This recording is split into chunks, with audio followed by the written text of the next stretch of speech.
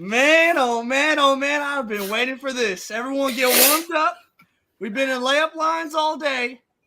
Tyler, Andrew, Shawnee, Greer, it's time for postseason, post-game. The games level up. The game. Me. Okay. That means that the post-games mean more. It means we're leveling up, right? So speaking of leveling up, what if I told you we can help you level up? The fans at home. Because the No Cap Space post-game show today, for the first time, has a proud partner. Shout out to Home Field for partnering up with No Cap Space. And guess what? We're going to help you level up. If you go in the description right now, there's a link. Because college season is on the horizon. And I tell you, I promise you, they got your team. Use code NOCAP15. All caps. The code's no cap, but you got to use all caps. NOCAP15. Use the link down in the description. I know we all placed our orders. We're excited to get all our stuff. But shout out to Home Field, man. They make genuinely really dope stuff, and we're super excited to have them on board with No Cap Space. You can see the code right there on the bottom. Link in the description. 50% off your first order with Home Field. With that being said, we got hoops to talk about, y'all. Let's just start off with this game that just ended. The Phoenix Mercury hit the call an ambulance, but not for me. That was the Phoenix Mercury today. I mean, just insane comeback. Well, I'll just go in order on the screen that I'm seeing. Andrew, your initial thoughts on this game, just generally speaking. We can dive into more specifics. Oh man, I think the first thing is that this Mercury team is like the platonic ideal of a chaotic sports franchise. Like everything about them is just complete and total chaos, and I love it. I honestly, at one point, I turned this game off because it was a 20-point game in the first half. And in my head, I'm like, damn, this sucks. What a bad opening slate this has been for the WNBA playoffs. And then boom, third quarter hits. Natasha Cloud plays arguably the best game she's played in her career. 33 points, 10 assists on 14 to 23 shooting, a 50% shooting outing from DT. But look, man, this Lynx team, they're ready for the moment. I mean, you would have to be. You've got Cheryl Reeve. You've got Nafisa Collier. You have arguably one of the most dynamic backcourts right now. It is a team that is ready to contend for a finals, and you saw another example of that in this first game because there are other teams that would have seen the tidal wave and cratered. They did not. They took the lumps, they took the runs, and they responded, even as Phoenix, continued to do like the roller coaster thing. They're King Daka. I have no idea how to assess them. We're in game one of the playoffs and have had 40 games of a season, and I still don't know what the Phoenix Mercury look like.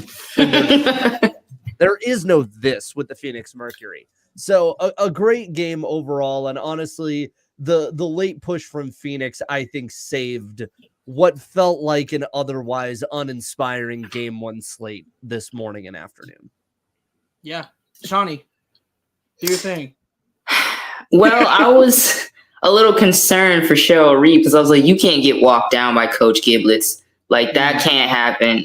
Like, you cannot let girl dad pull up to your crib and walk you down like that. Like, that's just not a good look. But I will say, if the Lynx do it this year, there was a particular play in the fourth quarter where everything was completely falling apart and they just kept passing the ball and everybody kept moving, and it ends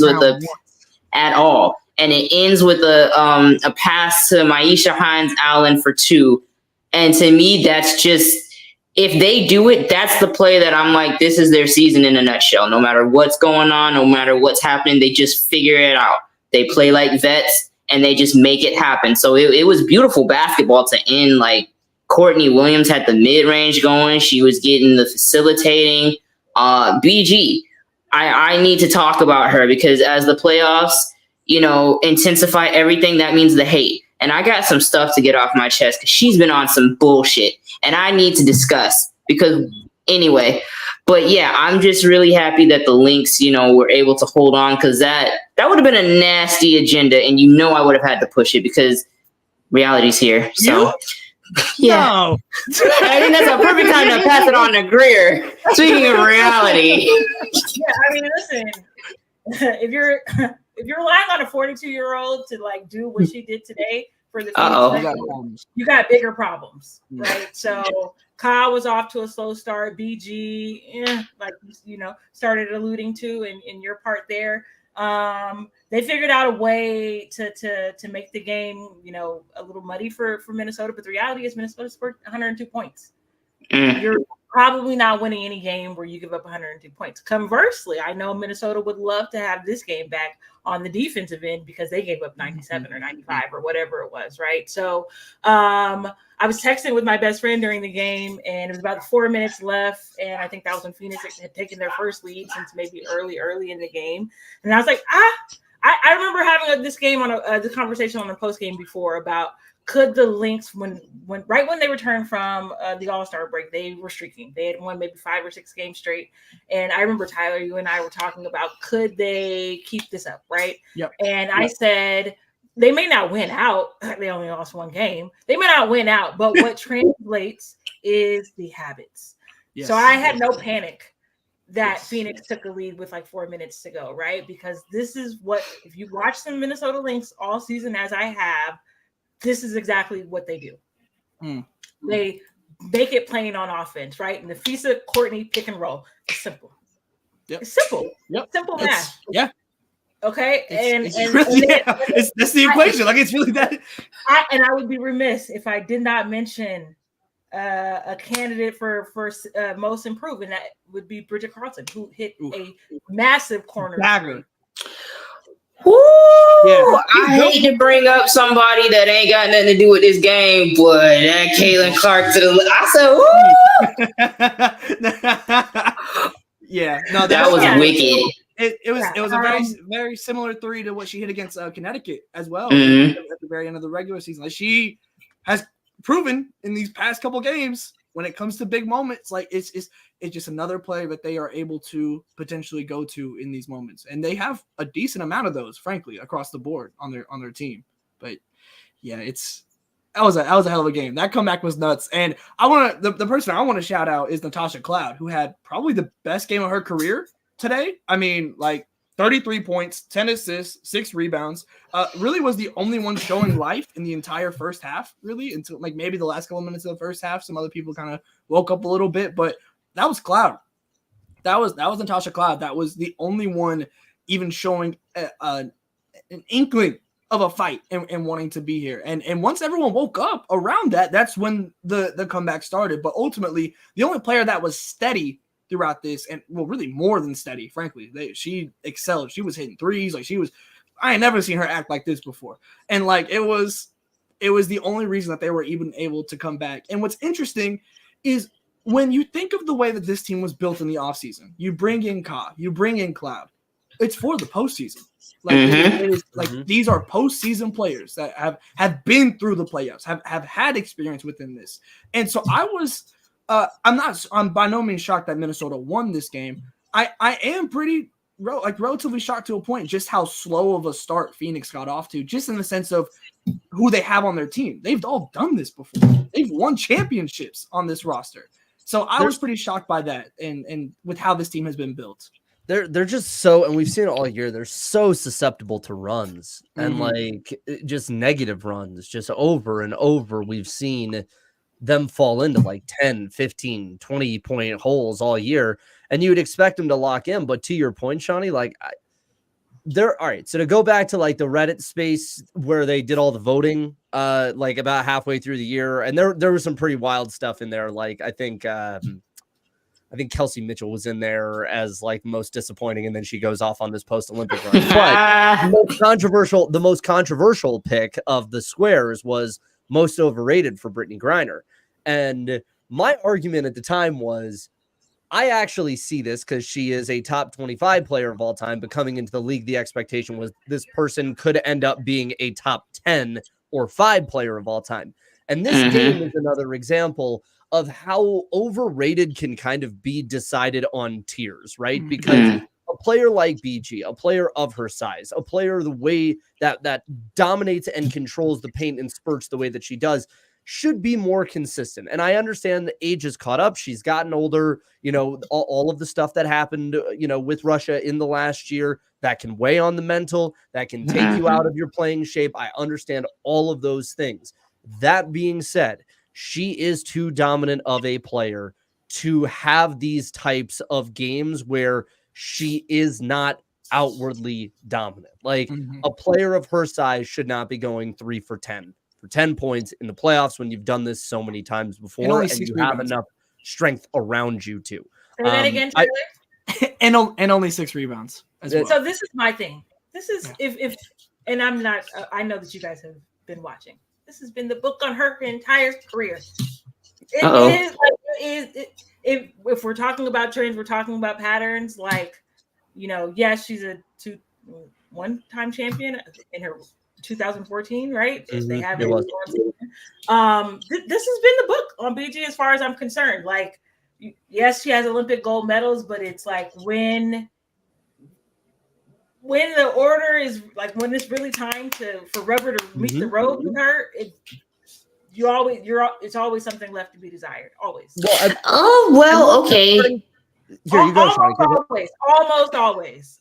Okay, because I was gonna say 21 when Skylar and DT wasted her all time. Like that's what we need from her all the time. Yeah. And so to your point, we get that and we see like, oh, she's really her. But then we get to this year and you beefing with Christians and part-time models.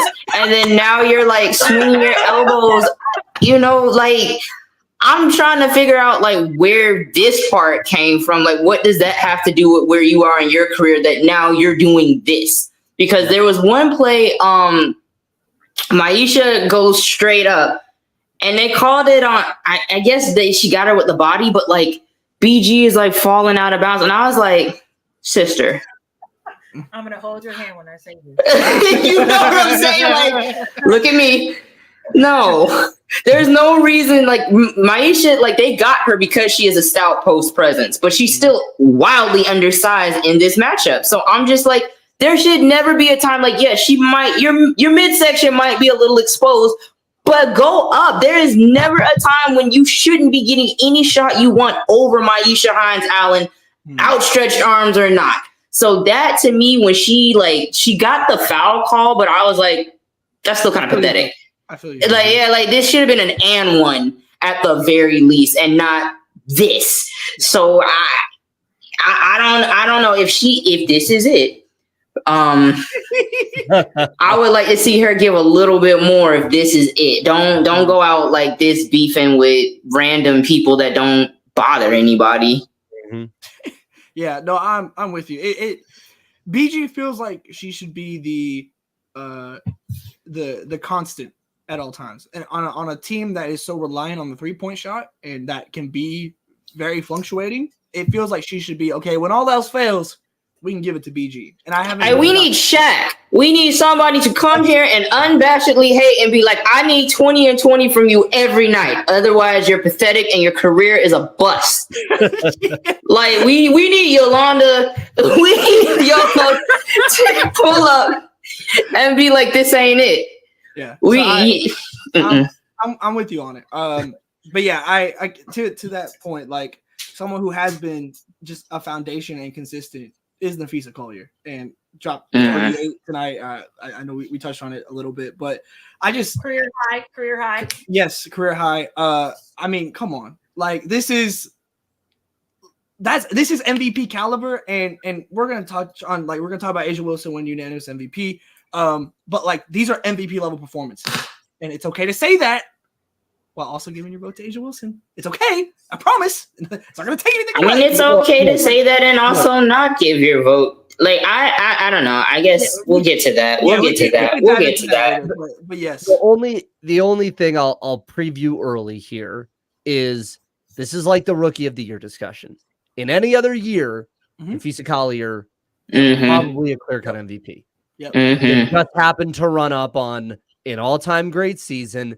Them's the breaks. Yeah. It happens. Yeah. But what is amazing to me in this game, 13 of 14 from the line. Yes. This is a player that, we would define as a big, who is excellent from the line, and the team shoots 24 of 25 from the line in this game. That type of stuff is the difference between winning and losing. And the composure and consistency at the line for her all game, that to me is the equalizer that I look at more than the 11 of 19. That makes my eyes pop out, is like, you were able to contribute that heavily when given the free opportunities to do so. Yeah. She is that one. She's one of those players. Probably, this year, second best player in the league, put together the last handful of years, a top 3 player in this league. Yeah. Yeah, no, 100%. That just kind of goes back to just one of those factors again with the Lynx, where just being able to find a consistent greatness within different parts of the game that add up and create a great team that might not look like on paper when you go player by player, the favorites for the championship, but they're playing and have the qualities of probably the favorites right now. So they've been incredibly impressive. And even though, like, obviously the second half was not what they wanted, you understand why they are like they have the argument to be favorites right now from this game, even though it was way closer than it should have been by the end of it. It's crazy. Yeah, go ahead. No, it's crazy how far Fee has come from being in Kaytranada's boiler room doing a dance.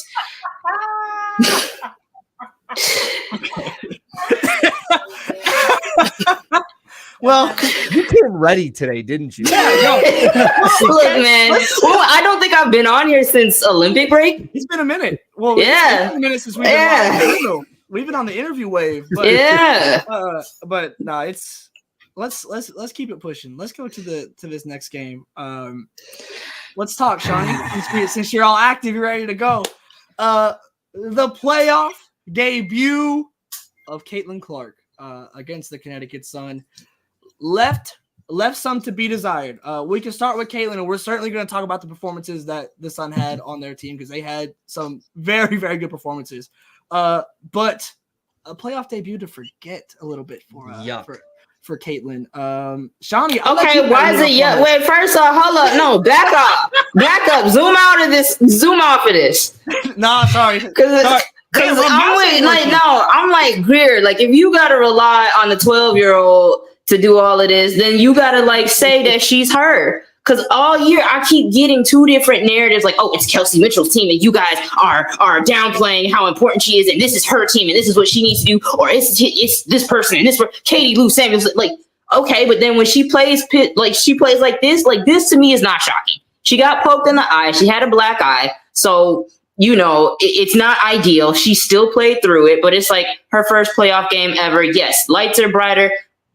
I anticipate it's going to take a second for her to like get her legs under her. It's going to take a second for all of them to get their legs under. This is their first playoff in pretty much all of their careers. Yeah. So I wasn't expecting too much. I feel like Connecticut did a whole lot of, woofing. Like, y'all better close this thing out next game.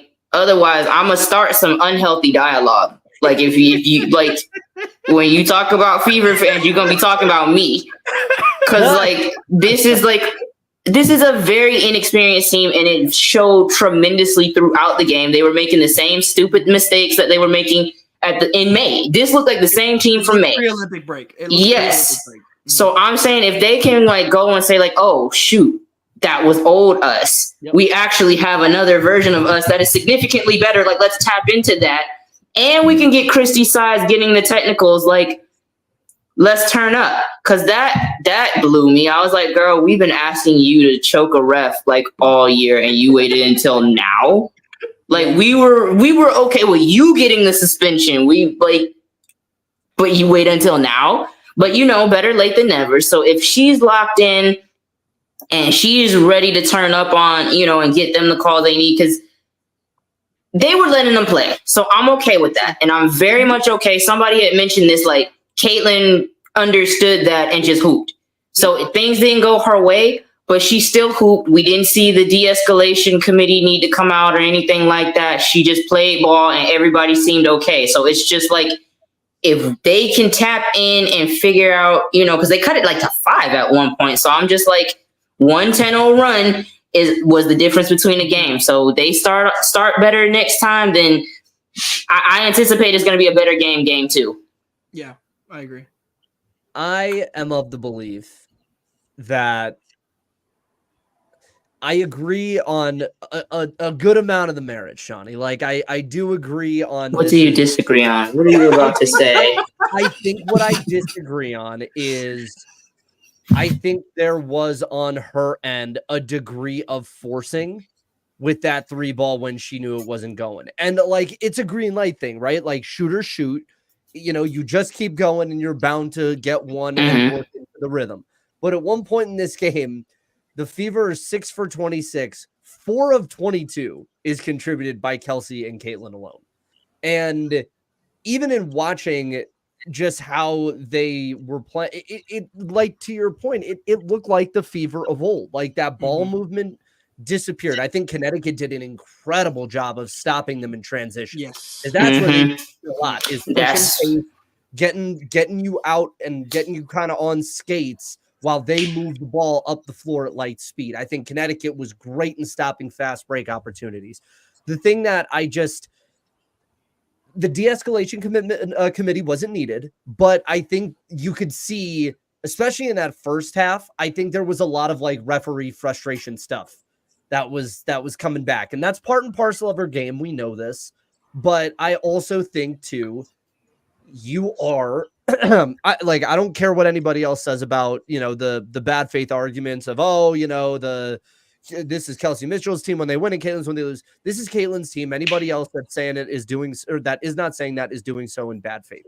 This is Caitlin's team, but also you are the leader of this team physically too. And if you are showing me, and I can see it through the cameras on TV, that the refs have gotten in your head to this point, at that point, like, you gotta just let it ride, And I saw way too much of that frustration in the first half, which I can get, because the Crew did not do the best job in the world, but that stuff has to get reined in, man. It's just and I know game 1, there's a lot of time, but it's just got to get reined in. That's the only thing that I disagree with on, this is new. She hasn't been there before. She's been there in big moments. And even in these high level college games, whether it was Final Fours or NCAA championships, like, I didn't get the feeling that she was as demonstrative as she's been when she's had that frustration at this level.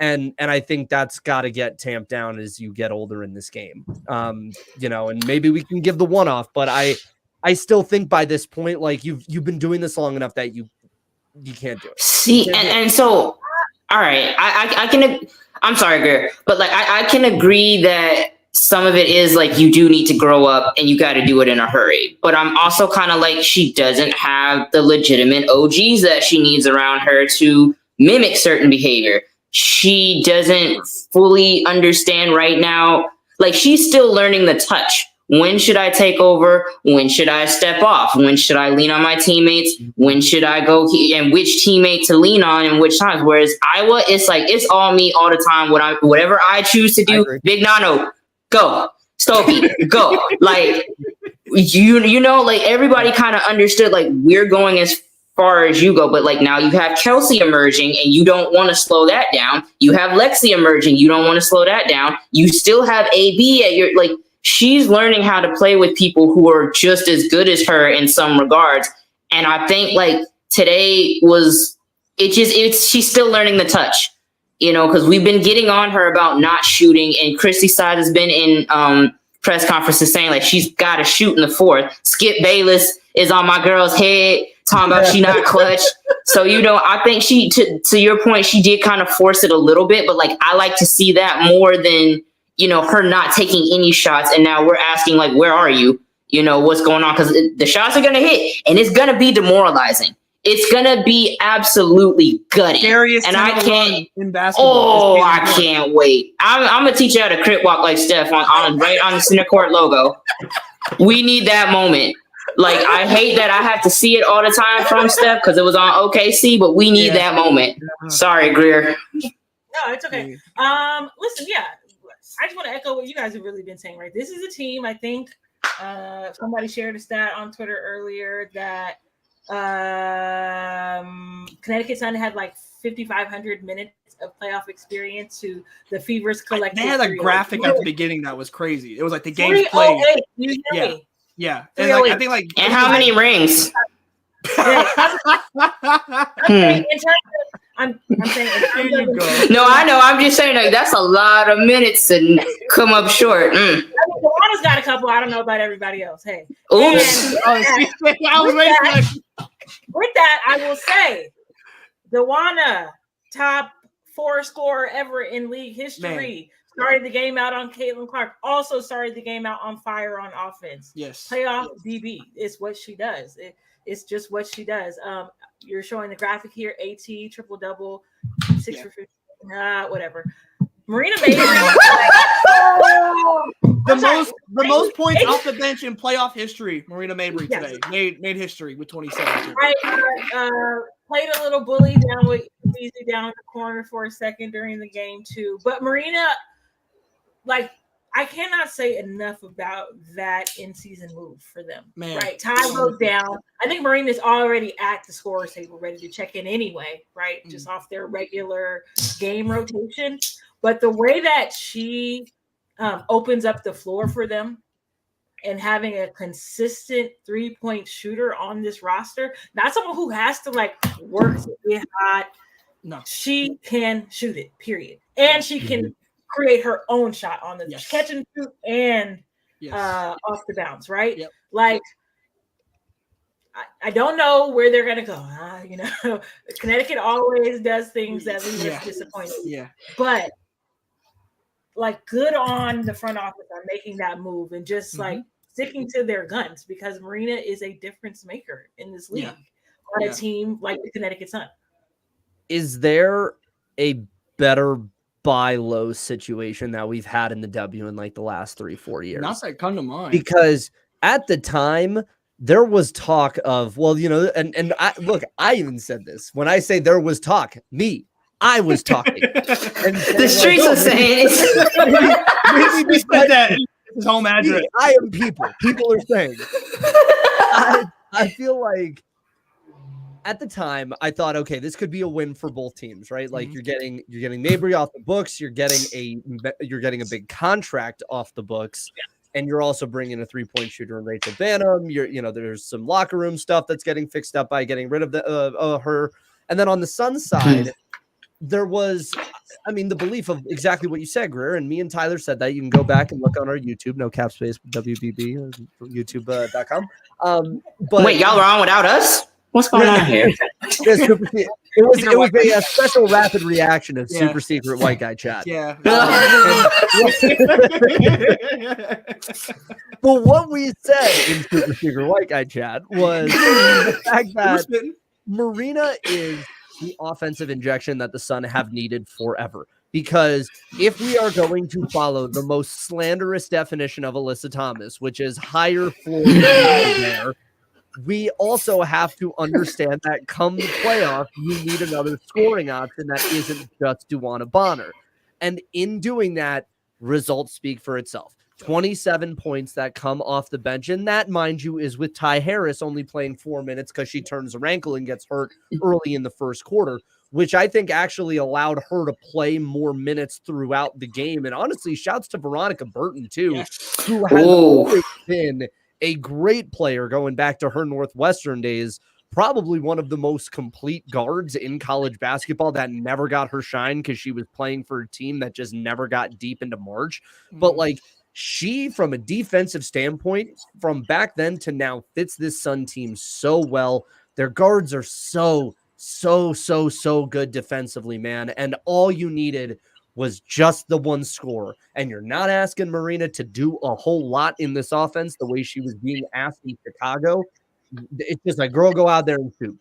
And shoot she does. And so, the Sun are one of those teams that stay on fraud watch because of the fact that they have not had a second score. Alyssa Thomas is not giving you 30 in a game where you are asking her to get you more than 15. And that's just what it is. Torn labrum's a thing. We all understand it. fraud watch because much like the Liberty, you get deep every year and you don't win the thing. This feels like the makeup of a roster that could conceivably, I'm not putting the cart before the horse, but one that could conceivably do the thing. Yep. And so I am very curious to see how they show up in game 2, and also how, if at all, Chris Sides changes up game plan in game 2. Because look, a big component of this loss, yes, bad 3-point shooting from Kelsey Mitchell and Caitlin, and as a coach, you are not out there shooting the jumpers. But Buster, when I say Stephanie White outcoached the hell out of Kristen Sides in this game, oh my goodness, did she do that? That was insane. Yeah. No, so I like. No, go ahead. I saw an Alyssa Thomas shot put, and I was like, it's that time of year again. It's that and it time of pissed year. me off all over. I was so mad. When the third one went in, I was like, I was furious. Yeah, like, this is what we're on again. But no, to your point, the Veronica Burton play where she gets the block and then goes on the other end and gets that and one, I was like, ooh, look at this Dallas Wings grad. Like, she about to have herself a postseason. Diploma's going out like it's nothing. But yeah, I completely agree though with Mabry. I think I've said this before on other post-game shows. I tweeted it out today. Like, even though, like, on paper, the win-loss of this Connecticut Sun team is not the best that they've been in this era of Sun basketball, like with kind of Alyssa Thomas at the helm, I really do think that Mabry, because of quarters like the third quarter, makes this the most dangerous version of the Connecticut Sun that we probably have ever seen. Just because it's been so one-dimensional for so long. And you have so many – you have a lot of talent, but all that talent is doing the same thing. And Marina Mabry now brings an extra variable that the Sun have never had. It's just that they've not had it. Even whether she's actually handling the ball, whether she's spot up shooting, it's just something that they haven't had. And now it creates a whole different element that teams have to worry about and just opens up the floor so much for the rest of what they want to do. And especially when you pair her next to a Dejanay, to a Burton, to a like if Ty Harris comes back, like the defensive side is not something you have to worry about. So she can just fully really focus on being your perimeter scoring on top, and however much DeWanna Bonner spaces out. Like it really couldn't have made much more sense, honestly, especially for a team that is older and is looking to try and win now. Like, it's kind of now or never. Like, we're definitely getting into now or never territory with this edition of the Connecticut Sun.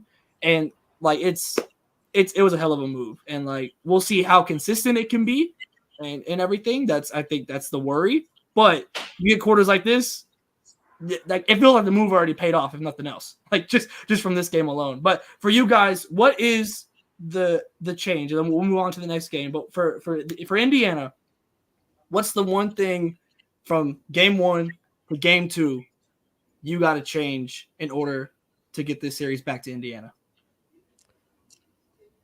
For me, it's just mentality. Like I said, it's, they played like May. Like, I'm watching Kelsey Mitchell dribble it off her foot like she Paul George in the clutch. So I'm like, she stops doing that, like, we're Gucci. Like, Caitlin went a long time without having a turnover and then turned it over like twice. And they were like bad turnovers because she was trying to force it. Not like the risky ones that I'm okay with, but like, no, sister. I know exactly what the segment is. Yeah.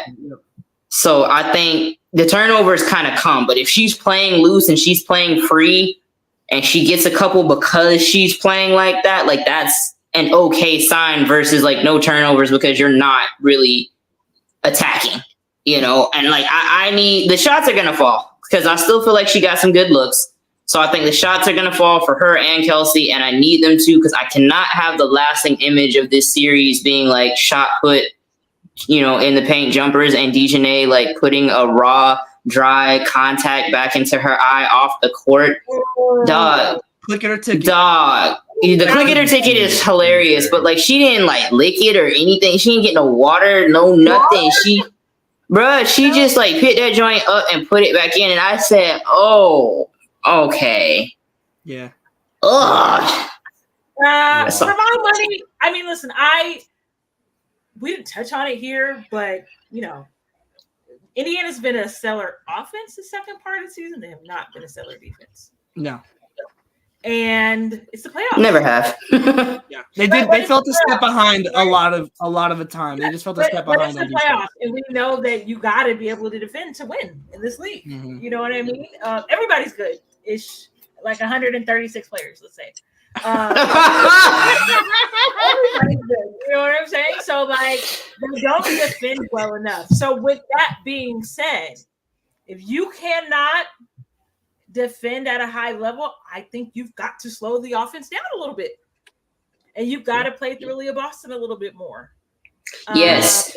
That's actually like if the shots aren't gonna fall, you have Aaliyah Boston. You got to get back to the basket because, like, yeah, Bree Jones is defending her, but Aaliyah Boston is her. Like, again, I keep asking everybody on Twitter.com to believe me when I say this. Aaliyah is her. Like, I know some stuff hasn't fully shown y'all it, but like, trust me, it's coming. And if they're gonna slow it down and you play in that half court, that's her bread and butter. And that's gonna open up literally every single thing for this team if they start going back through her. So that's a Christy Sides thing. And this is what we had an issue with last year. When the going gets tough, can you go back to Aaliyah Boston? Because like that's your moneymaker. Mm-hmm. So it's ABC squared for life. And it's just she's got to figure out how to use it. Yep. I'm with you. I think the thing that I would like to see is not only turning the ball over a little bit less, which has been a fever problem forever, but the turnovers weren't a major issue just in terms of its disparity, right? Like there's 16 to Connecticut's 14. Fast break points and points conceded off turnovers. 18-9 advantage on fast breaks for the Sun. And then I believe it was 16-9 off 16-8 off of points conceded off of turnovers. So for me, what that says is, and we saw it multiple times, turnover, Connecticut fast break, AT, Dijonay, somebody in transition, easy layup, that extends the run or it stops a run, right? Yep. And I think that's the thing that you just play in the half court, slow that down, take care of the ball. Shots are going to fall. You know, like here's the thing with Caitlin is there were more than a few shots where she is wide open. Yep. I mean, wide open. And more often than not, you're like, she's making that shot. But she doesn't. And that's just the variance that happens when you shoot from 30 feet away so regularly. So it wouldn't shock me if, you know, if she does this again in game 2, maybe that's a 5 of 13 or a 6 for 13 instead of a 2 of 13, right? So some of that I would just chalk back up to variance, but a lot of that I also think is the same way that Connecticut went out there and stopped your ability to get out in transition and run the break. You got to do the exact same to Connecticut. And I'll say this, Caitlin, for being defended by DB, because it was interesting seeing Dijonay not the primary assignment for swaths of this game on Caitlin. They put 6'4" Duana Bonner on her, which felt like a really smart choice by Stephanie White, because at this point, Caitlin's used to seeing Dijonay. She knows what she's going to get. So what do? You put the 6'4" guard with a long-ass wingspan on her who plays just as good defense, mind you, and you frustrate her and make her figure out how to do it. Now, Caitlin's, she's Terminator brain, right? Like, she's going to figure it out come game 2, probably. She's going to watch some tape and learn what she needs to do. But I think that was a really genius move, Stephanie White, too, because even if it's the same team, you're just throwing a different look. And all you need in the playoffs is just that one little wrinkle. And that one little wrinkle can be the difference between winning and losing the game, as you saw today. Yeah, especially against like a young team like that, exactly. You can't adjust on the fly. Yeah, no, Duana I love that change. For my money, like Duana is one of the most underrated players that we have like in the league right now. Just historically, Hall of Famer. I've never been a gold medalist. Never like nothing. It's crazy. I'm a DB truther. Where so much of the shine goes to. Oh, hello. Sorry. Wait, I also got a call. That's hate calling. To this next game. I want to. Hello. Okay, Sean. Okay. I got the word put in. I only know how to start this one way. Okay. Can I just get a show of hands? Please raise your hand if you are sick of the Atlanta Dream.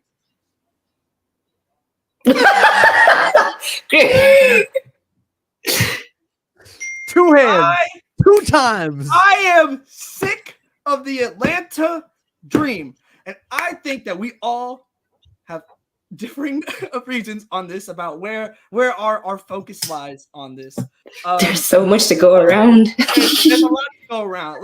We can just go in a circle and show and tell. No, Greer, you got to go first since you had 2 hands. Like that was excitement. Yeah, that was eagerness and anticipation. Greer, go ahead. Set the tone, Greer. Set the tone. Okay, so like New York, right? Like they made a change today schematically. They started Phoebich. Yeah, we're gonna dive into that. Yeah. So like they were so close to the right move.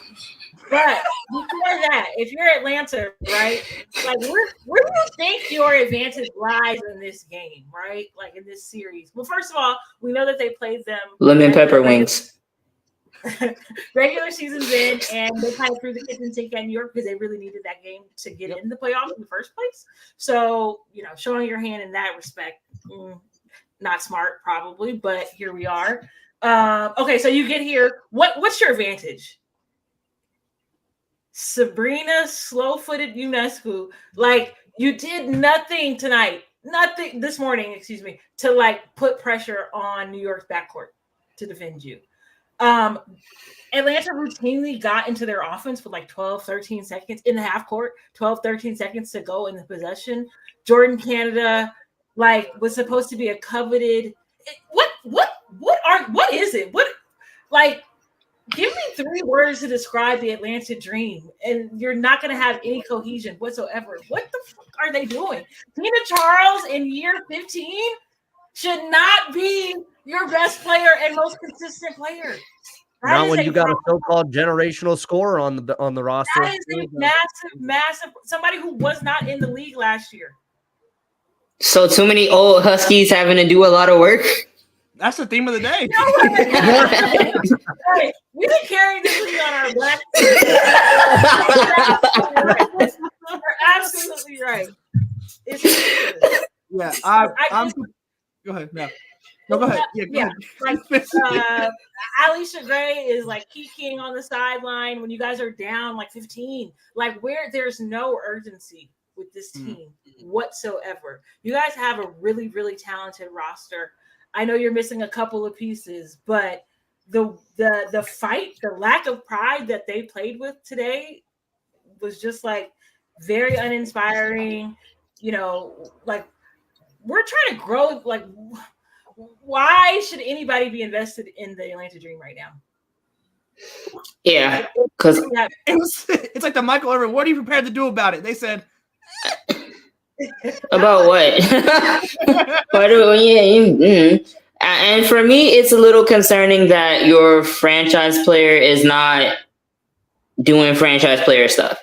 Because I'm still kind of stuck on, like, I've been high on Ryan Howard since her like sophomore year of college, right? So I know what she's capable of. I've seen like the highs, and I saw in the Olympics, she got carried by Haley Van Lith. So I've been kind of like, are we good? Like, do you need help? Tell me what you need, and I can go, I'll help you. Need a new ankle. Like what you need, and this is where legacies are made. It's no ifs, ands, or buts, because we haven't even gotten to questionable Tanisha lineups if people aren't even playing with heart to start. Like, there is still time to blame Tanisha, but, like, we can't get there. Yeah, you know what I'm saying? Like, y'all are preventing her from being your Achilles heel because y'all aren't even starting off hot. And it's like, that 3-headed monster should have had Sabrina in hell.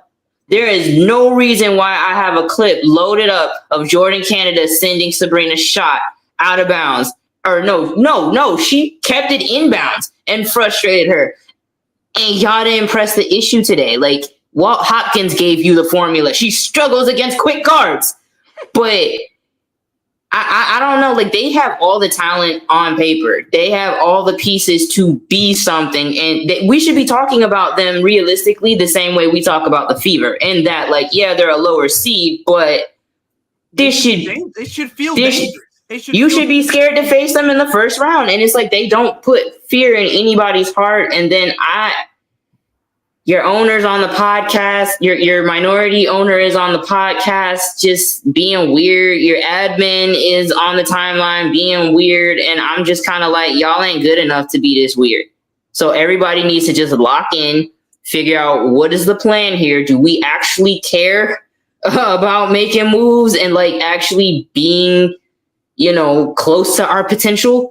Or are we just vibing and making cool calendar videos before the season starts? Because their videos are fire when it comes time to release the schedule. They got good theme nights. They got good, good videos. And that's where it starts and stops. Like, we're just vibes. If y'all are just here for vibes, let us know. But like on the court, I need to see something, and I need to see something quickly. And it can't just be from Tina Charles. Free LA. Give me my freshie. My daughter is just chained to the bench for no reason. Free her. She played good today in the minutes that she was one of the few highlights for the Dream. I think the fact that she got in is a problem, because why were the starters out in game one? Like, you waved the flag like that? Like, come on, dog. A 15-point game with like reasonable time left, and the starters were out for like, and honestly, that's what kind of when they started coming back a little bit. But like, there's no reason at all that your starter should not be in the game. Like, what? You got a game next week? Not at this rate. So like, what are we waiting for? Andrew, go ahead. Next up, next. I've done. Look, I already did my 15 minutes on just like the importance of Atlanta as a cultural hub for this sport, and how they have this organization is just categorically let down the Southeast, right? And, it was interesting seeing how everyone, had hand wringing about Portland getting a franchise before somewhere like Charlotte. No, Kathy Engelbert and the WNBA don't want a Southeastern team. There's an agenda at play there. What have the Atlanta Dream shown you that would make you believe that there is some type of organizational competency that exists down there? To your point, Shawnee, your minority owner is on a podcast stoking culture war nonsense fires that she should be above. But then you forget the fact that really Renee Montgomery is in that role because of something Elizabeth Williams did. And if we really want to take it a step further, what exactly is this organization doing that warrants what they did last week to Kennedy Carter? Like, it's just weird. The whole thing is it is weird organizational rot. And honestly, I'm of the mindset that you need to get Ryan Howard the hell out of Atlanta, because Ryan Howard is very quickly entering the Enrique tier. Like, and we have not paid enough attention to this season. But when you are a 30-point scorer on 27 shots, Enrique was number 5. Ryan was number 1. Enrique, who? Look. But you know what Enrique is? Like, call it what it is. Enrique is an all WNBA caliber player on a team that is not making the playoffs regularly. Yep. That is the Ryan Howard tier that she is slowly entering into right now. I know Enrique's going to go down shooting. I don't know what the fuck Ryan is doing.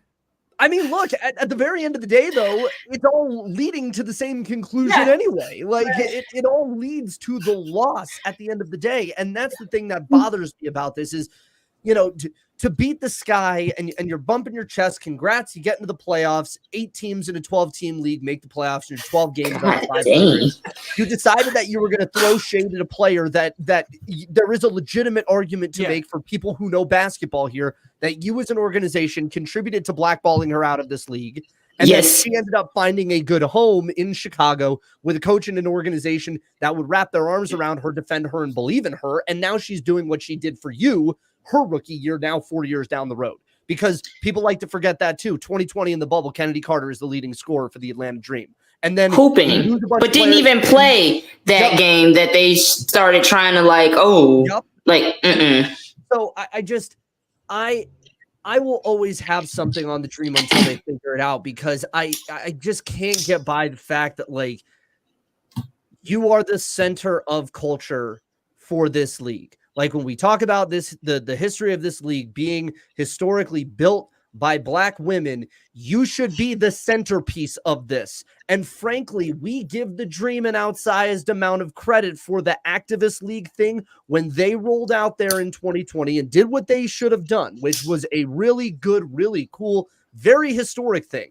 But they also have not been the only team that has done this. And we give them an outsized amount of influence in this league and its impact on the culture, when the reality is this organization has a long way to go before they are at the top or top half of this league.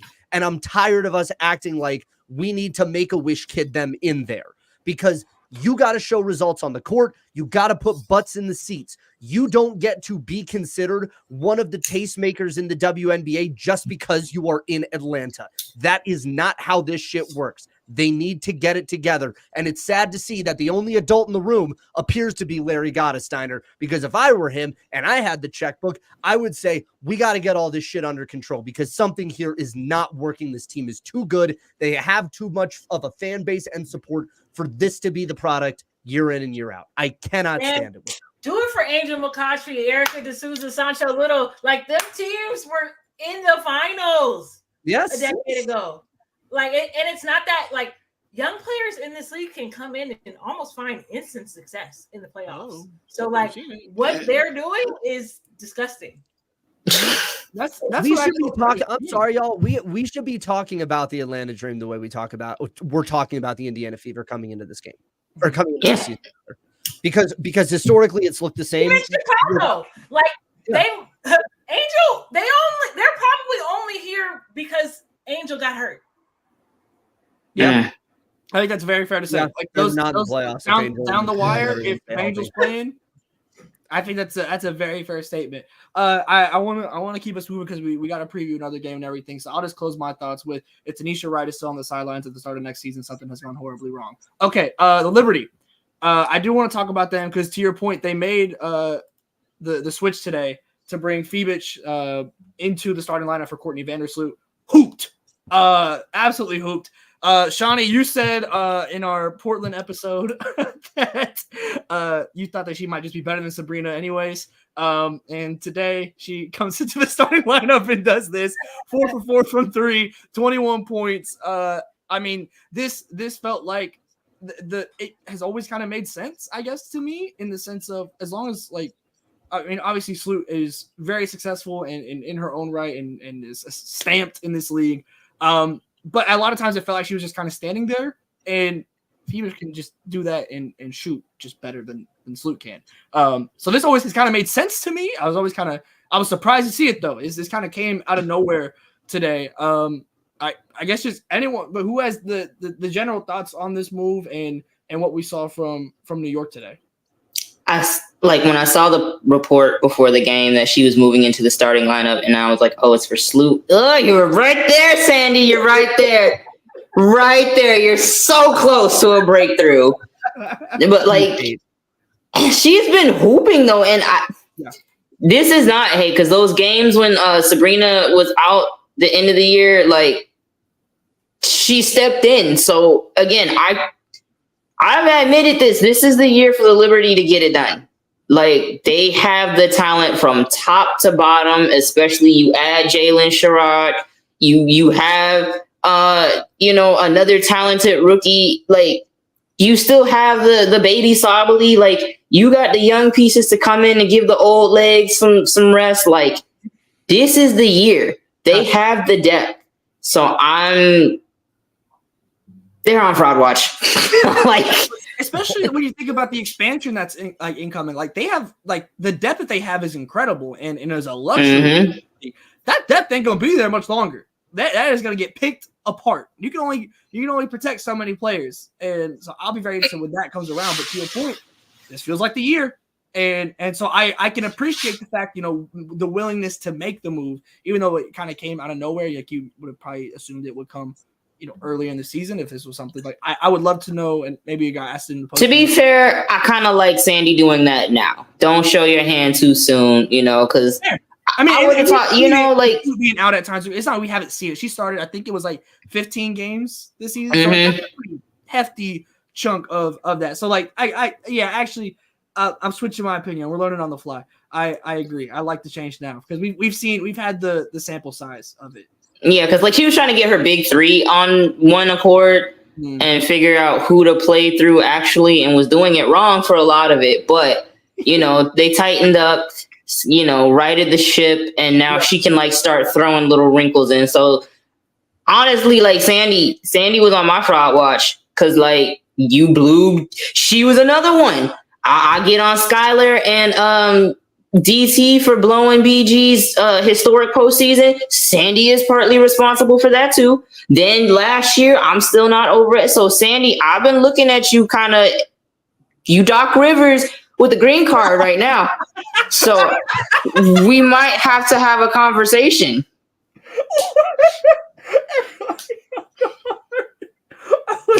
I wasn't ready for that one. I think she's probably got like a visa now. No, not after last year. I made the call. Her play calling was a threat to our national security. Do not. Australian, that's a threat to the country. Oh my God. I just roped them all together. Liz Cambage, her, no. Andrew Bogut, no. We're not having it with Australia right now. Yeah, I guess the history of it isn't great. But yeah, any other general thoughts on the Liberty this game? Like it felt just kind of a really solid Liberty win. I don't like outside of the starting lineup change. The dream. Call me when they play a real team in the playoffs. Hello. Yeah. Shout out to Ellie's signature shoe. Yeah. Let's go preview Aces Storm. Okay, well let's pivot right into that. I do before we get into the game itself. Obviously, the big news this morning is that Asia Wilson is the unanimous MVP in this league. I mean, a ridiculous season, like across the board statistically. Like this is one of the greatest seasons that we've ever seen. So like I don't think anyone can be mad at the fact that she is the MVP. Andrew's raising his hand. I am interested. Andrew, go just take it away. I just before we get into the actual award talk here, I want to contextualize what happened this morning because I work in television full time. I can tell you exactly how that choice was made. This was not a scenario of the WNBA not properly marketing itself and not properly marketing Asia Wilson. The reality is the playoffs are on ESPN ABC. The first day of the playoffs was today. GMA, Good Morning America, is an ABC product. So the corporate, like the way shit works from a corporate perspective in television news is we want to push products from this audience on this channel over to this audience on this channel. So the goal by putting her on Sunday morning is to get the GMA viewers, who typically are not sports viewers, mind you. They want to get the GMA viewer to want to tune in to the ABC and ESPN slate of games, all four of them that run today.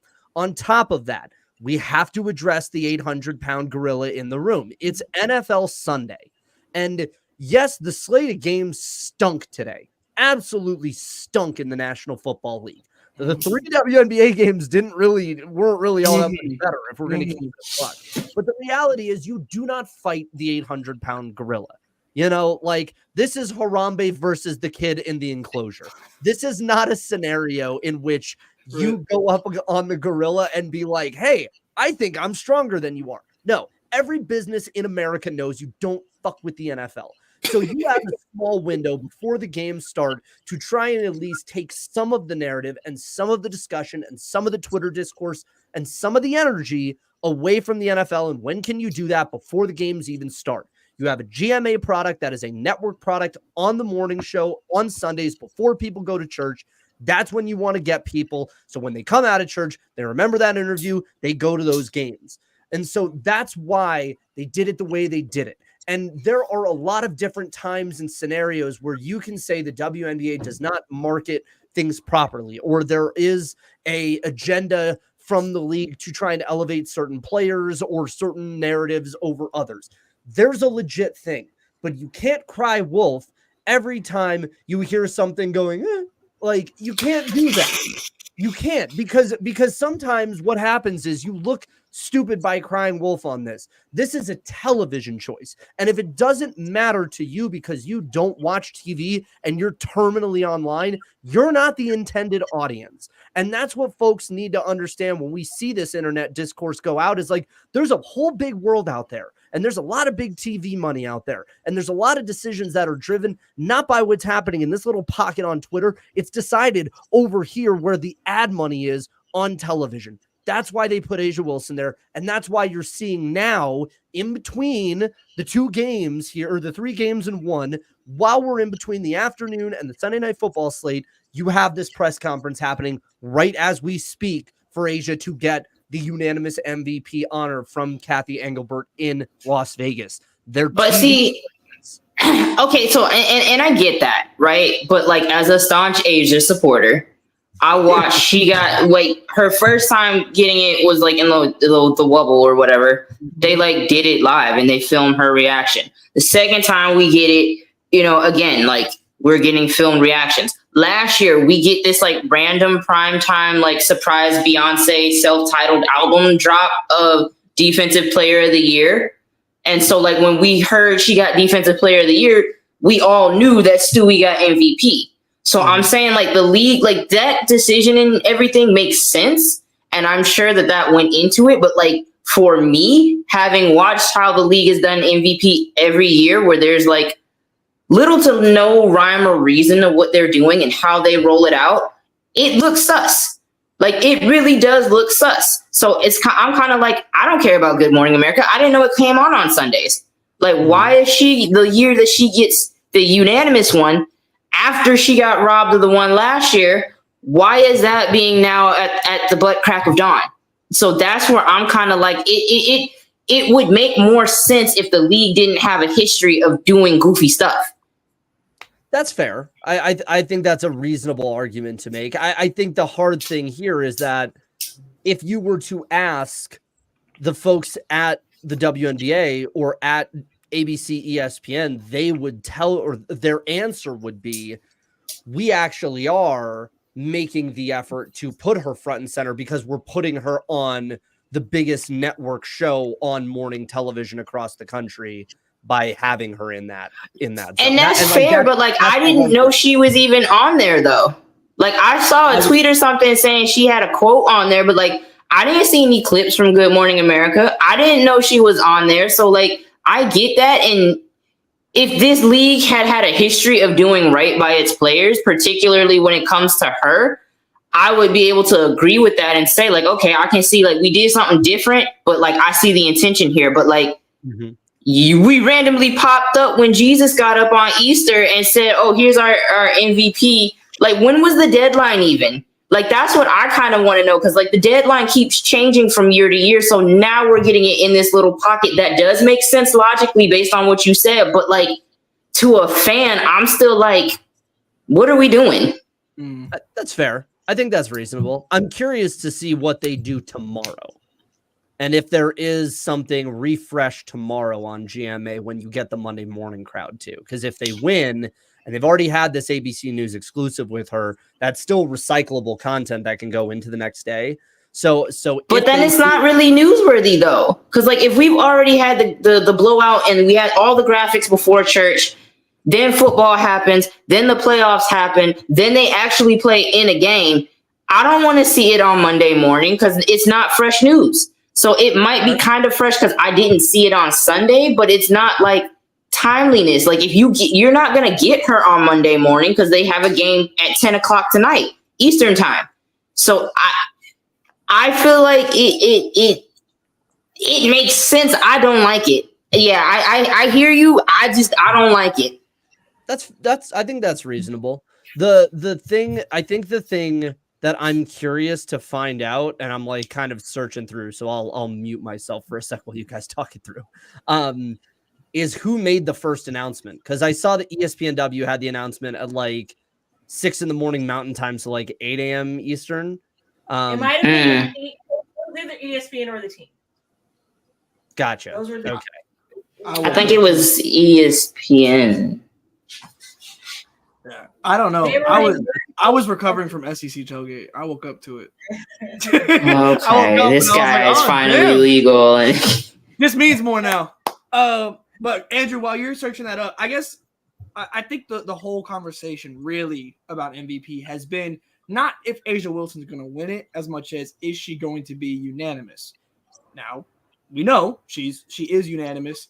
I don't really know how to word it exactly, but like I guess should she have been unanimous? Are we okay with it? Like are we okay with the standard of unanimous? Like that this is the standard of unanimous? Because you don't really, like just go to like the NBA W comparison, but like we in the NBA side, like we had Steph and like that, and that was it.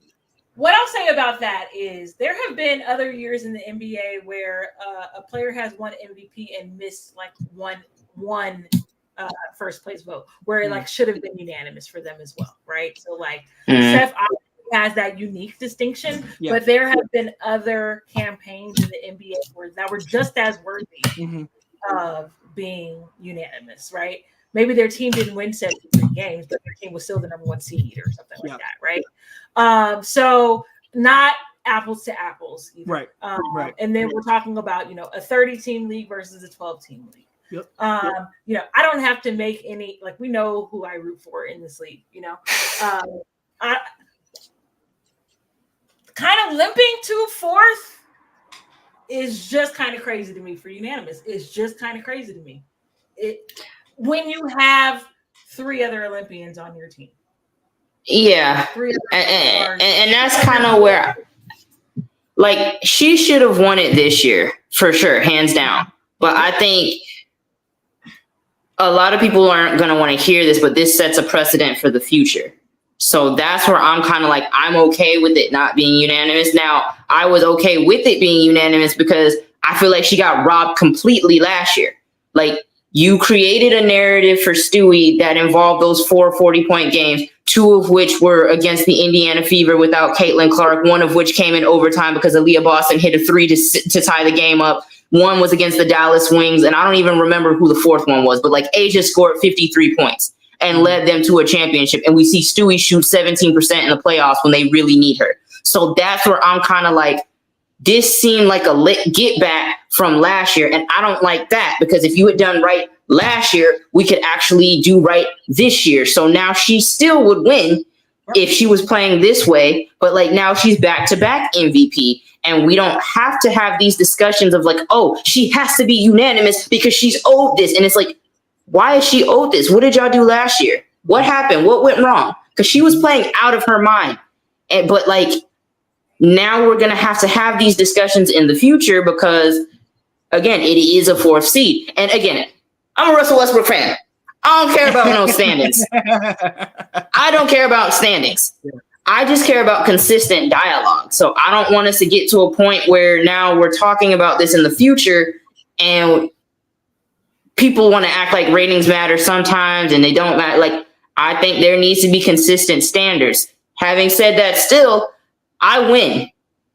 Like, above all, I never not win. Like, unanimous MVP. And I want to talk about the other rankings because somebody was 4th in the voting and then somebody was like 2 places below them. And I'm going to tell you that 4th place vote was Caitlin Clark.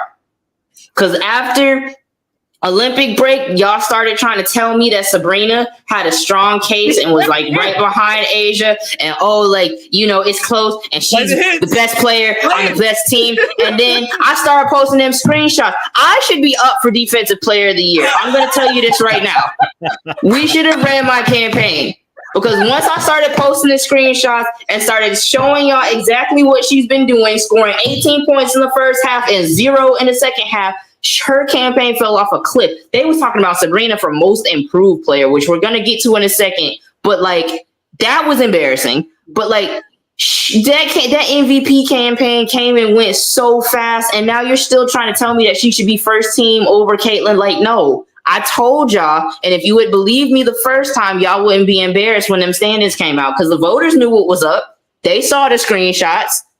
They saw the highlights. The attention was drawn where it needed to be. I think she was a unanimous MVP this year. This might be a Zag take. My issue is the narrative around unanimity, because we did a lot of, like you said, Shawnee, a lot of this is in retribution for that fourth place vote. And what I don't like is that voting now has to be, and it's always been partisan within the sport, right? Like, let's not pretend like look at the Baseball Hall of Fame. Like, this shit is right in some way across every sport. But I do think that and this is something that I have a lot of trouble with Asia in general, we center everybody else in her damn story. You know, like when we this whole year, and people have said, oh, Asia can't keep, Caitlin Clark's name out of her mouth in the Marie Claire interview and all these other ones. People are asking her, and granted, she's taking the bait, but like they're asking her these things. So they're centering another person in her story. In the MVP stuff, we're centering Stewie in her story last year and this year, because this year it's all about fourth place revenge. But what does that go back to? That goes back to Stewie winning an MVP. It doesn't have anything to do with the fact that Asia has put together the best season in league history. That in itself is enough. It shouldn't have to do with any of this other shit that makes her a unanimous MVP. It should simply be on the merit of this is the best player in the world, the best player in the league, who's put the best player, who's put together the best season in the history of the league. But everyone, including her own fans and her own stands, and like all of her people's desire to center other folks in her story is my issue. And I get why. I get the frustration of the perception that others get while you don't get. And some of the feeling there that there is not equity and equality at work here. But my belief is always that it dilutes your story, because now your story is about someone else or about something. And that was my problem with the voting framing this year, is because it after a certain point, especially as we got later into the year here and started having these discussions about should Fee even garner a first place vote at all, it started to become this, well, here we go. Everyone's finding another reason. This is just like last year. This is fourth place all over again. No, man, Asia has given everybody more than enough material to argue her on the merit. You don't have to argue about any other thing. Like the entirety of her unanimous MVP case this year is that resume was stamped over and over and over this year. That team might be an 8 seed if she is not playing for them. And so I am of the belief that the dialogue around her has similarly been all sorts of nasty, just because everybody, including Asia's most fervent supporters, who would probably disagree massively with this, but everyone is centering everybody else but her. And it's lazy journalism. I don't care about Caitlin. I don't care about Sabrina in this context. In this context, it's about Asia Wilson, and that's it. That's all it should be, and all it should have been this year when talking about MVP. Yeah. But that requires you finding a story, because I wrote about this in 5 Out. Like, my concern was people were not telling her story. They were making it like, oh, the fourth place vote. Like, okay, but like, what did she do after that fourth place vote? Because she had like a broken wrist or something. Like, remember, the Aces looked like wounded warriors when they went to that parade. There was so much limping and crutches and scooters and casts. Like, there's a story there, and nobody was telling it. I just kept hearing like, she's great, she's great, she's great, she's great, she's great. How great? Like, how did we get here? What did she do differently? What is she doing to add to her bag? What, like, we've seen different moments of, her journey where she's at her lowest point, where her team's having to cover her after that loss to Phoenix. And she's like, red-faced in the press conference. She had a moment where she said, like, sometimes I hate being Asia Wilson. I was like, what do you mean by that? Where's that coming from? And we're not actually diving into her story and telling, like, what makes her her. We're just saying she's great. Her teammates love her. She's great. Her teammates love her. She loves her teammates. She's great. She's great. She's great. And I'm like, okay, but like when we look back on things, it's like 9 different people writing books on Caitlin Clark and documenting what's been going on since that, when she beat South Carolina till like now. people are not doing the work and adequately documenting like what A'ja Wilson is doing and how she is elevating this franchise and how she is elevating this league. And that's the part that's bothering me. Like, we can say she's great and she can be in all of these commercials, but tell the story. Bro, this is a hero's journey if Braun never left Cleveland. Mm-hmm. Like, realistically, that's what this is. Like, from getting blocked by BG to being in an organization where the question was, like, the Aces were low-key the Connecticut Sun there for a couple years, where it was like you have all of these. Don't you dare. No, because Asia's rookie year, she was right there with the Liz Cambage, Skylar Diggins, Dallas Wings. They were fighting for that last spot. Second year, she runs into who is it? EDD. Third year, we get Phoenix. Then I'm getting my years confused, but yeah, Stewie, Wubble, yeah. And then now we're getting those matchups where she's going against like the greatest, and then we get over the hump and become the greatest. And that's what I'm saying. Like, that right there. Take me from the beginning. Yeah, like, we're using Jackie Young as a decoy that nobody believes. Start at that moment and tell the story. What did we do differently to get here? Like, it's making me really mad. And then to someone's point in the chat, like, just because we mention other people in the MVP race does not mean that we didn't mean they should win. Where I'm coming from, because I saw this, the homie tweeted this. He was like, I don't say people are in the MVP race to come in second. And I was like, well, there has to be 3 finals. Like that. That's just it. There needs to be players. It is no matter how far along the first place is, it's still a hello. Race. That's it. Across the finish line is, and that's the part that I think has bothered me a lot. Like, I completely agree with all that you guys have said. In addition to that, has been kind of the discourse surrounding the race, in the sense of, I kind of alluded to it earlier, but like, I felt like the argument was like with Fee specifically and kind of the first, second place. It could have very easily been Fee is having this MVP season. Here's what A'ja is doing that makes this an all-time season. And bingo. That's what really lacked to me, because in any other year, like we said earlier, Fee is the MVP. And it's there's not many years where I feel like it'd be very close, frankly. Like, with this roster, with the expectation, with the performance she's had, A'ja Wilson has just had one of the greatest, if not the greatest season of all time. And yet we haven't been able to have that type of dialogue, because it's been, I felt more of minimizing the others in the race as opposed to showing how far the lead is for A'ja. And that's the part that you don't have to tear others down to build somebody up. up. All about positivity here. Celebrate that 2 rookies were on that peak performance. Like, that's crazy. You know what I'm like? Come on, since 2008, in 16 years, we have not had rookies have this kind of impact. Like, there's so much in this season to be proud of if you're a WNBA fan. Tina, Dawana, DT, the rookie, like, there's so from much all different age generations, like teams. Thank you for saving the league, not you, Sabrina. From every team. That's the thing, where it's like you have all these things, and A'ja Wilson has still set herself apart this much. And that's where I think also within the storytelling aspect of this, we've missed on how we got here, and now that we are here, I feel like we're missing on just how insane this is. Besides saying this is insane. Like, you no one is contextualizing this in comparison to what else we're seeing in the league right now, which is a shit ton of greatness around the league right now. This is the most history-breaking season ever, and easily most of what we've been talking about is ratings, ticket prices, and shit like that. That's not even into statistics that are being broken, like the records. Like, the whole record book better have been written in pencil, because this year got written in pen. Like, it is insane about what has been done this year, and I feel like there's been a relative failure in order to do so in the way that the discourse has gone down. And it could have just been so much more productive in the way that we've done it. And all that to say, like, I am like, I feel like we saw the votes today, the numbers, and like pretty much everyone had A'ja first, Fee second, Stewie third, Caitlin fourth. Like, that was relatively WNBA like Zeus instead of Nat Geo. And that's the problem.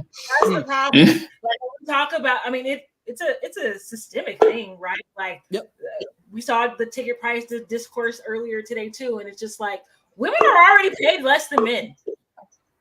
Why is it a bad thing that people are enjoying a luxury experience and paying more than they've ever had to before? I think that's what everybody is like missing. Like, this is still entertainment. This is a luxury item. This is not something that is like housing where it should be. You know, we don't need UBI for basketball. Like, that's not included in that. Like, if you got it, you got it. And it sucks, but like, that's capitalism. That is literally capitalism. So we're operating within this structure. Gotta pay money to make money too. Like that. You know, if we say like we want it to be treated like a real league and not like a charity, you can can't. understand the frustration. And if you feel it's been too much of an increase, like that's the thing. But ultimately, like this is every sport. Like it's postseason. Like this is what happens. Like but I do. Kamala, take notes. Kamala Harris, what is your policy to solve WNBA postseason ticket prices? But no, I do want to move. We're at an hour 20. Lord, we do have. We haven't done this in a while. No, I'm cool with that. I'm having fun. I do want to get into the last game of the night that tips off at 10 Eastern. And 8 Mountain God time zone, baby. Yeah. But obviously, I think the biggest. I'll see it in the morning. I think the biggest thing going into this game is the fact that Ezzy Magbagor will not be playing. Why? What? Who hit her? It's not a concussion. It's been a pretty decent. Couple. No, bro. I've been busy. Life has been life, and like I missed that news completely. It's brutal. Like that is a major. Asia Wilson was already doing all this, and that was when Ezzy was exactly. Ezzy was like giving her some problems on the lowest of keys. Like Ezzy's legit as they come on the defense side of the ball, and now you're missing out on that for at least one game, and like you don't want to get into a hole with this team. But yeah, so like obviously that's a major loss just in the sense of like how do you try and stop Asia Wilson? That was option number one, and that's off the table. So I'm just interested, I guess, kind of general thoughts. I don't really have a direct thing here for this game. We can kind of just get general thoughts before we dive into the game itself. Like, Griner, you're a resident Storm fan here. Like, what is for you? What are the vibes? What are the thoughts? What's the game plan? Oh, like vibes are high for sure. Vibes are high. I think Noelle kind of gave some billboard material in her presser in the regular season, saying that she heard that the Aces wanted to play them versus the Fever matchup. So like nobody should lack motivation in this matchup. You know what I'm saying? This is the Storm came together in the offseason to do exactly what they're about to start trying to do tonight. Some uncharacteristically good 3-point shooting would go a long way for this team. And then you got if you can continue to get Jordan and Gabby clicking the way that they have been toward the latter part of the season, I still like their chances a ton. And then Skylar's been incredible, really good. Yeah.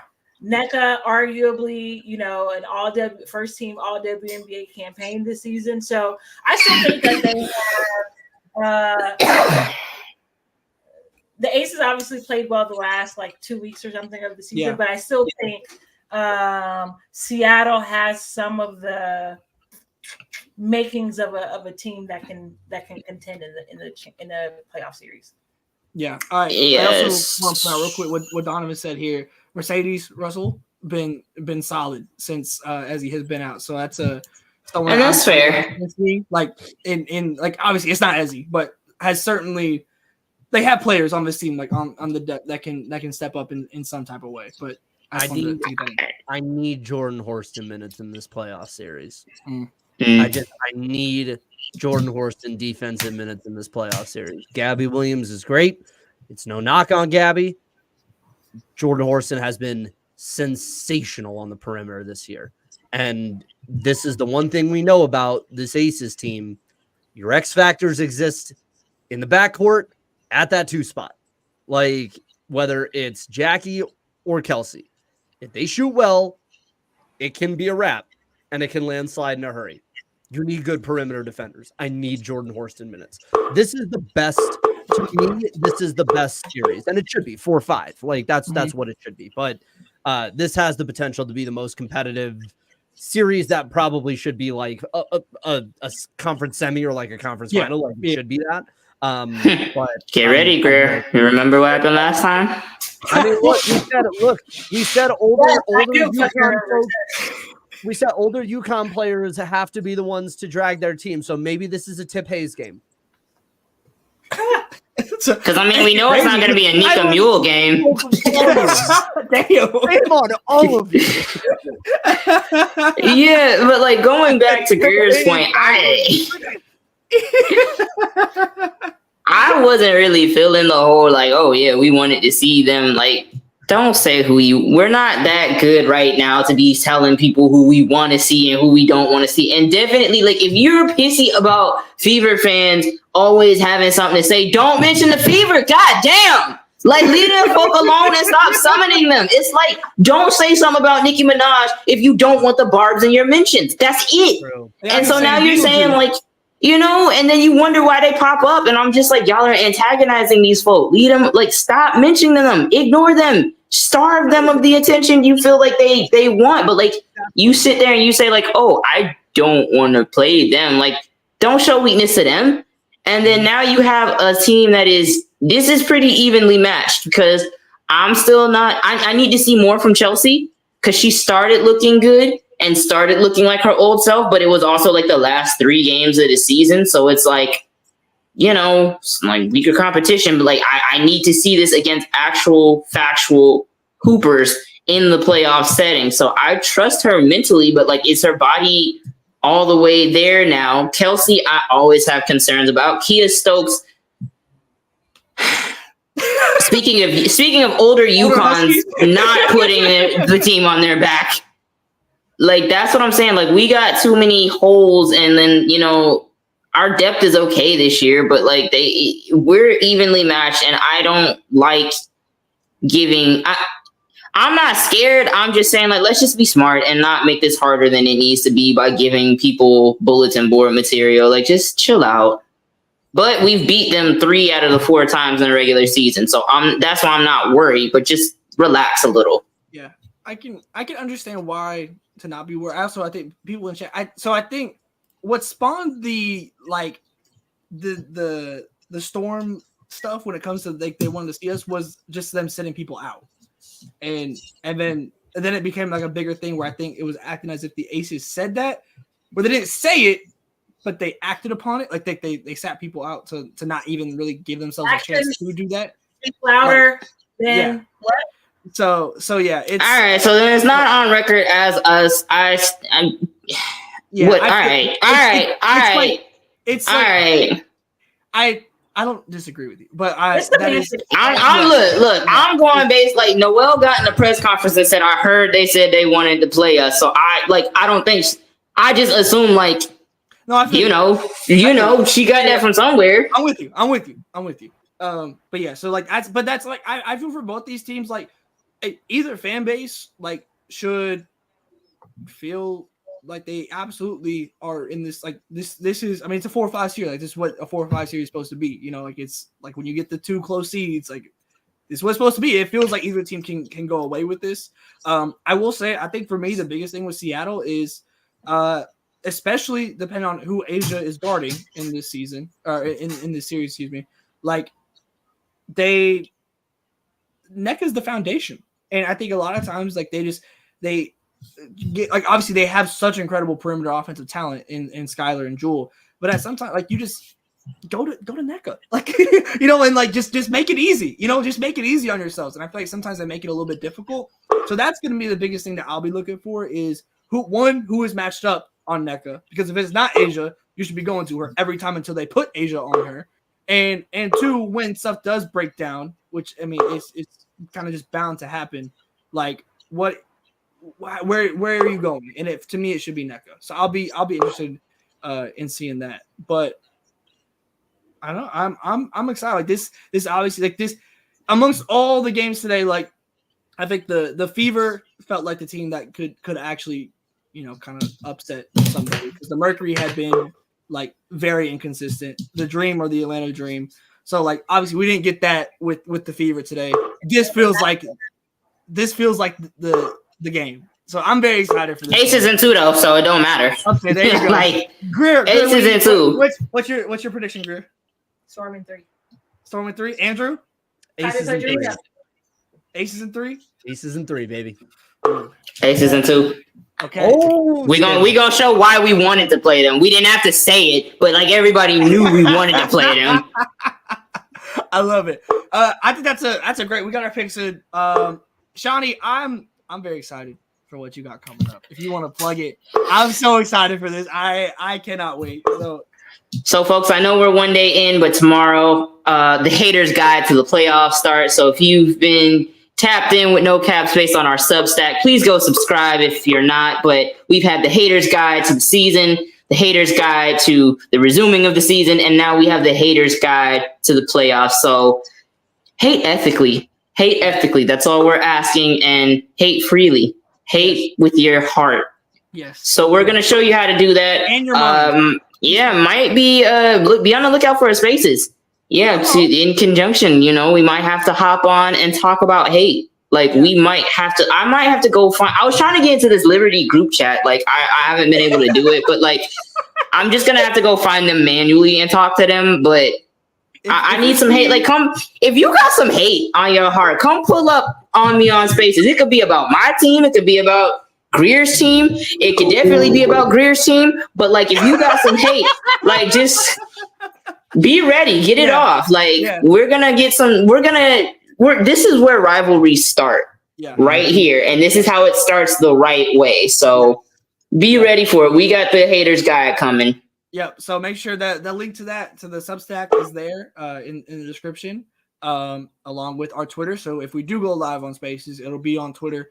So you'll be able to catch us there. Look, I'm ready, man. I'm excited. I'm excited for this game. I'm excited for the whole playoffs. We're gonna have you covered the entire way through. And I don't know if y'all have been tapped in the way you should be tapped in no cap space, but the college coverage is already booming.